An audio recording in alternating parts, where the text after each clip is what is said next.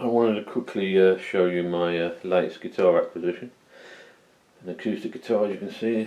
It's a 12 string. It's actually a vintage guitar made in Taiwan by Yamaha. This particular model, the FG 312, was made between 1977 and 1981. I've had a look at the serial number on it, and I can work out from the serial number that was made. This is one of the later models made in January 81. The interesting thing about this guitar is twofold headstock. It's got the slotted headstock now. Yamaha used this in the 1970s. They actually stopped using it in mid 81, so it's about the time they stopped making this guitar. There are other models, the T260 for instance, it's got the same configuration headstock, which is very much like the nylon classical guitar. It's got, I don't know if you can make out, but some of these tuning pegs are quite yellowed with age, as is the binding on the guitar.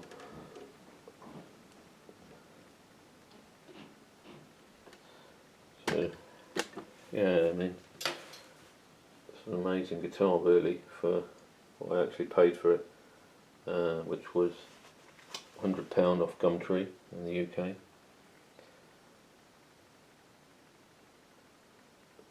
See, it's very oranged, especially the binding and the sides there.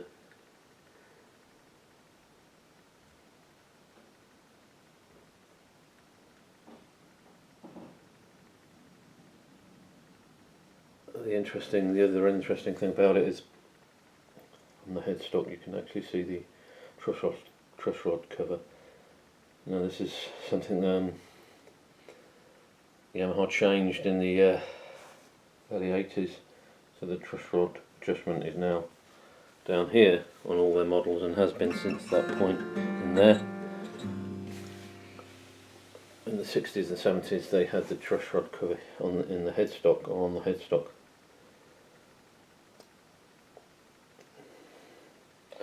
So yeah, this model has got the binding and the purfling.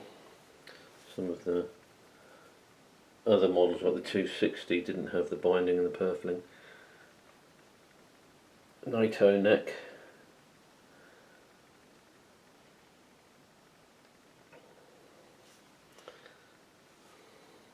Nice rosewood laminate.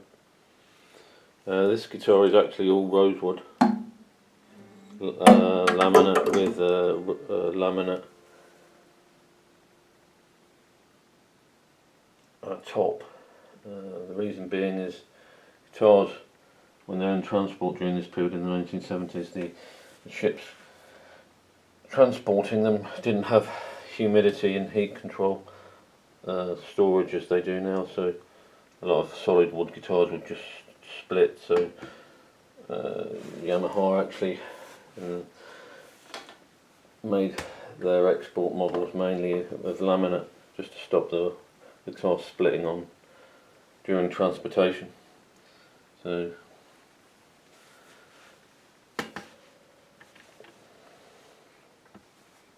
but what does it actually sound like? Let's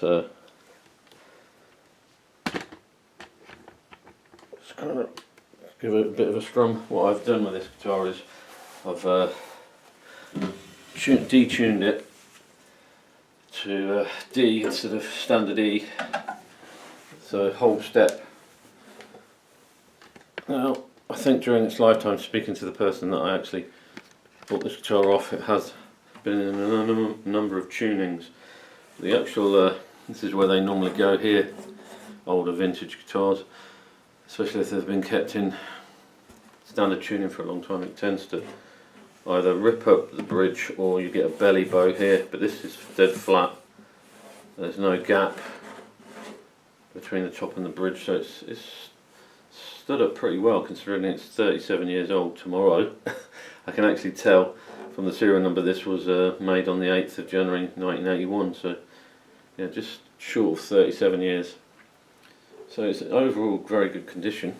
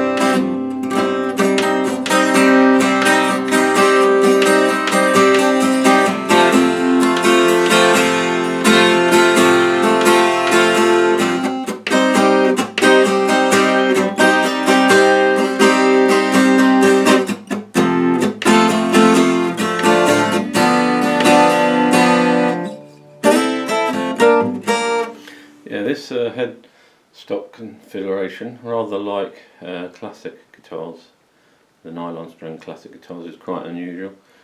I did change a string earlier because I'd heard horror stories about how difficult it is to change strings on this particular headstock configuration, but it wasn't too bad. It didn't take too long, so I don't think it's going to overall, when I put a new set of strings on this, be too bad at all to do it. Trial strings are always a bit more fiddlier, but there's good access, open access at the back, so I don't think it'll be too bad. But yeah, it's turned into a nice orange colour, this guitar, because of its age. As I say, it's not a solid top, it's laminate spruce. So it probably sounds very much similar now to what it sounded like when it was first bought, because laminate tops don't really improve with age. So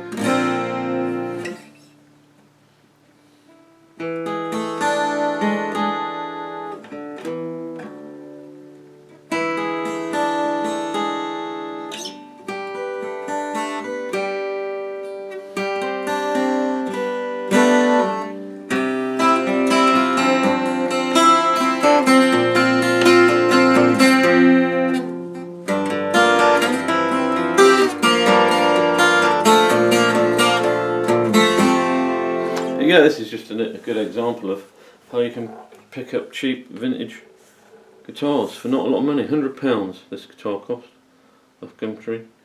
I had to wait a while. I've been after this particular model for quite a while, and it's just finding one that comes up, you know, near enough to travel to, and the right price, because people don't generally like to send stuff in the mail. It gets damaged, there's a lot of hassle if it does, so it's normally collection only for the majority of people selling on Gumtree, where you can get the best bargains. And so you have to travel, so you don't actually see these old FG 1970 Yamaha FGs come up that often. I was after this model because I like the headstock configuration, it's quite unusual, and I did have to travel quite a way.